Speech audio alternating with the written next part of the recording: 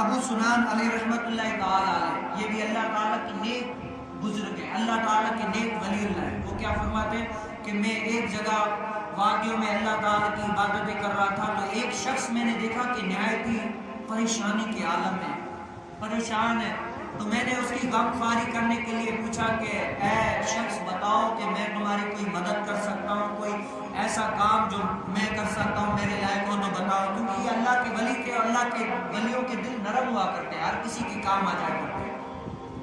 وہ شخص کہتے ہیں اے بزرگوں آپ سے اور تو کوئی کام نہیں ہے، لیکن ایک کام ہے اگر آپ کر دیں تو۔ کہا کہ بتاؤ کیا کام ہے؟ کہا کہ یہ کام ہے کہ ہمارے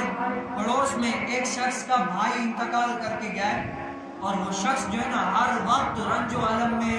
رو رہا ہے، نہ دن نہ رات، ہر وقت رو رہا ہے، اس کو کوئی سکون ہی نہیں ہے، حالانکہ یہ جان اللہ تعالیٰ کی عطا کی، دے دی، بس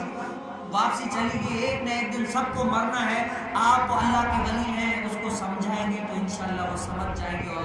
ریلیکس ہو جائیں گے۔ کہا کہ چلو چلتے ہیں۔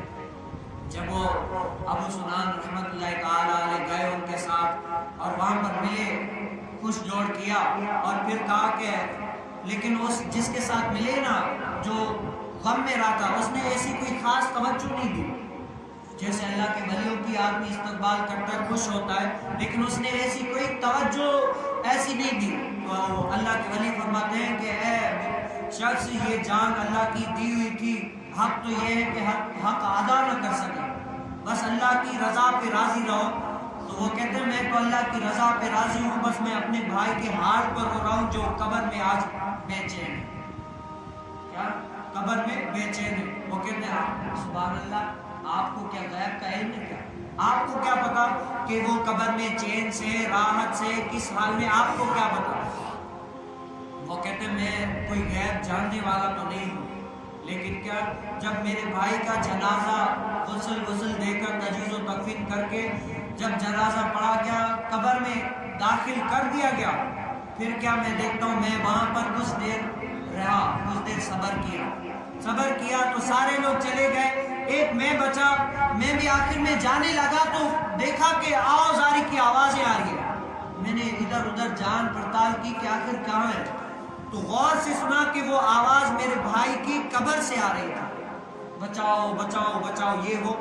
تو میں اپنے بھائی سے محبت بیعت کرتا تھا، کیا کیا میں نے قبر کو کھودنا شروع کیا تو جیسے ہی آواز غیب سے آئی کہ اے بندے یہ اللہ تعالیٰ کے راز ہیں، اللہ تعالیٰ کے رازوں کو ٹٹولو نہ، کھولو نہ، راز کو ظاہر نہ کرو، فاش نہ کرو،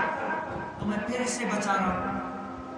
جب تھوڑی دیر ہوئی میں واپسی جانے لگا تو واپسی اس سے بھی زیادہ آواز آئی کہ آؤ زاری بچاؤ مجھے، بچاؤ بچاؤ یہ وہ۔ پھر میں نے قبر کو کھولنا شروع کیا تو پھر ایک غیبی آواز آئی کہ اللہ تعالیٰ کے رازوں کو ظاہر نہ کرو،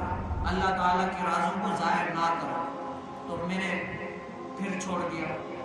جب تیسری مرتبہ میں جانے لگا تو یہ آواز پھر اس سے بھی زیادہ غمگین آنے لگی کہ بچاؤ بچاؤ۔ اب بھائی کی محبت دل میں بےتاب ہو رہی ہے، دل میں آوزاری ہو رہی ہے کہ آخر کروں تو کیا کروں۔ میں نے دل میں ٹھان ہی لیا کہ اب قبرستان کھول کر دیکھوں گا کہ آخر ماجرا کیا ہے۔ وہ کہتے ہیں کہ میں نے جو ہی قبر کو چاک کیا، کھولا تو اندر دیکھتا ہوں کہ قبر آگ سے بھر گئی ہے، آگ جیسے لاوا آگ بھری ہوئی ہے، آگ سے بھر مار ہے، اور اس کے گردن میں، ہاتھ میں، پاؤں میں ہر جگہ زنجیریں بندھی ہے اور آوزاری کر رہا ہے۔ میں نے اپنے بھائی سے محبت کرتا تھا، نہ چاہ کر بھی ان کے گریبان میں جو زنجیریں تھی ہاتھ ڈالا تو میری یہ چاروں انگلیاں جو ہے نا وہیں پر اس آگ سے صرف ٹچ ہونے کی وجہ سے گر کر چلی گئی، ایسا گرم آگ تھا۔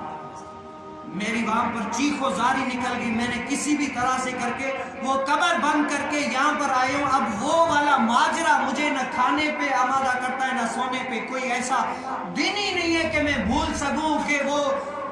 سارے تصورات، وہ خیالات، وہ باتیں بھول سکوں، مجھے وہ چین قرار ہی نہیں آتا کہ یہ آگ جو دنیا میں دیکھتا تھا یہ تو کچھ بھی نہیں ہے۔ جب میں نے وہ لاوا آگ قبر میں دیکھا تب مجھے پتا چلا کہ قبر کی آگ یہ ہوتی ہے، قبر کی آگ یہ ہوتی ہے۔ آج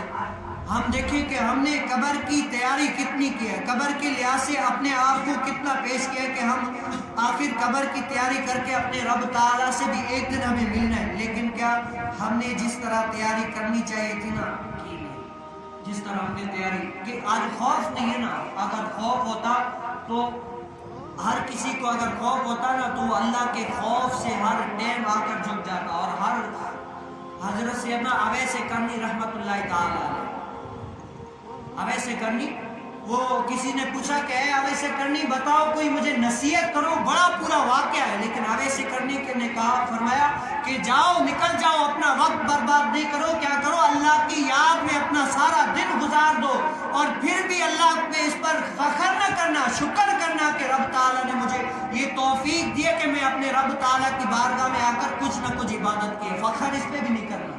کہا کہ آخر موت کو کس طرح سمجھے کہ موت ہمارے کتنا قریب ہے۔ اویس کرنی رضی اللہ تعالیٰ فرماتے کہ موت تمہارے اتنا قریب ہے جیسے تکیہ تمہارے سر کے بالکل قریب ہوتا ہے، موت تمہارے اس سے بھی زیادہ قریب ہے۔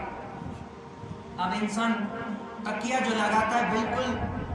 چہرے سے مس ہوا پڑتا ہے، ٹچ ہوا پڑتا ہے، اس میں کوئی مواصلات وغیرہ نہیں ہوتی،